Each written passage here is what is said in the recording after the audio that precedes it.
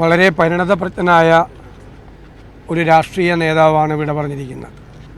CVK Ibrahim കുഞ്ഞ് ഞങ്ങൾക്ക് എല്ലാവർക്കും പ്രിയങ്കരനായ സഹപ്രവർത്തകനും ജ്യേഷ്ഠ സഹോദരനുമായിരുന്നു.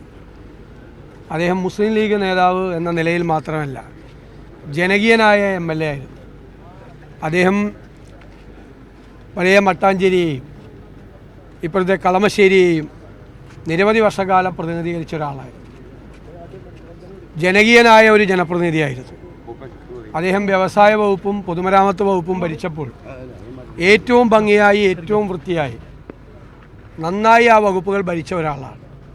വളരെ സൗമ്യമായ ആളുകളോട് ഇടപഴകുകയും സ്നേഹപൂർണമായ ബന്ധങ്ങൾ നിലനിർത്തുകയും ചെയ്യുന്ന ഒരു രാഷ്ട്രീയ നേതാവാണ്.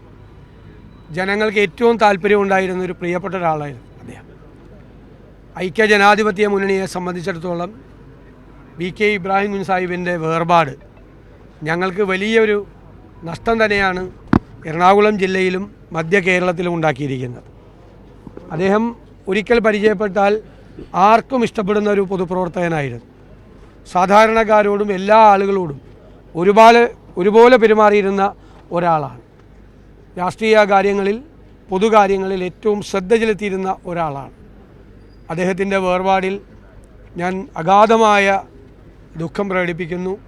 അദ്ദേഹത്തിൻ്റെ സഹപ്രവർത്തകരോടും കുടുംബത്തിനോടും അവർക്കുള്ള ദുഃഖത്തിൽ പങ്കുചേരുകയും ചെയ്യും.